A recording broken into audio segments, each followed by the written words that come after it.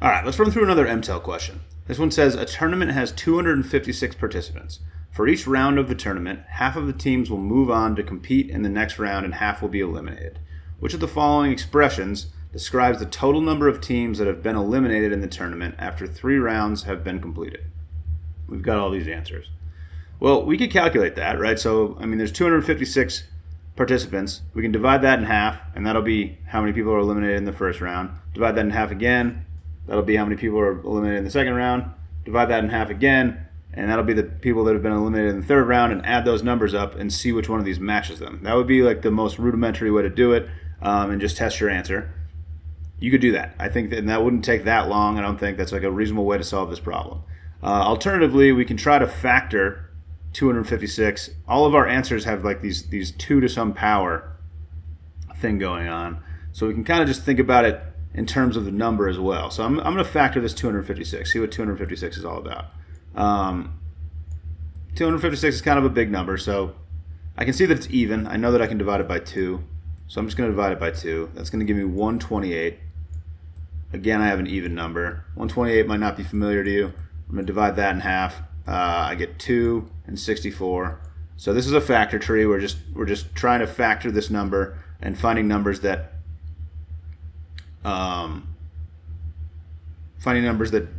divide into the number available. So 64, hopefully a little more familiar to you. That's 8 times 8. And we can divide 8 into 4 and 2, and the 4s can be 2 and 2. All right, so at the base of our factor tree, at the end of every branch, we've got 2. So 256 is we've got 7 2s here. So 256 equal to 2 to the 7th power. If we divide 256 in half, we're going to take 2 to the 7th divided by 2. So in the bottom of the fraction, the 2 is raised to the first power, right? Any whole number, if it doesn't have an exponent on it, there's like an invisible 1 there. You're raising it to the first power. And when you divide things with the same base, you subtract the exponent. So 2 to the 7th divided by 2 is 2 to the 6th. And I divided this by 2 because that's how many people are going to get eliminated in the first round. So there are 256 participants, and if we divide that in half, we'll get the number of people eliminated. So in the first round, 2 to the 6th power people are eliminated. Just looking at the first 2 answers, they're saying that 2 to the 8th power are eliminated in the first round, it looks like, right? So there's this number is definitely going to be bigger than 2 to the 8th power, which is a problem because 2 to the 8th power is bigger than the number of participants that are even there. So A and B we can immediately eliminate.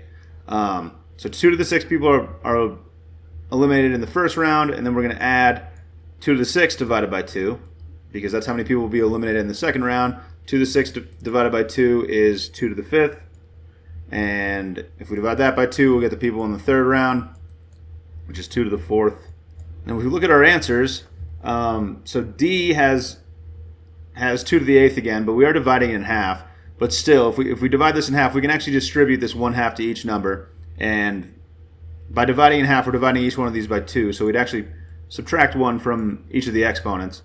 So this would actually give us 2 to the 7th plus 2 to the 6th plus 2 to the 5th, which isn't what we're looking for. We're looking for 2 to the 6th plus 2 to the 5th plus 2 to the 4th, which is exactly what we would get if we divided each of these 3 numbers by 2 by distributing the 1/2 to each one.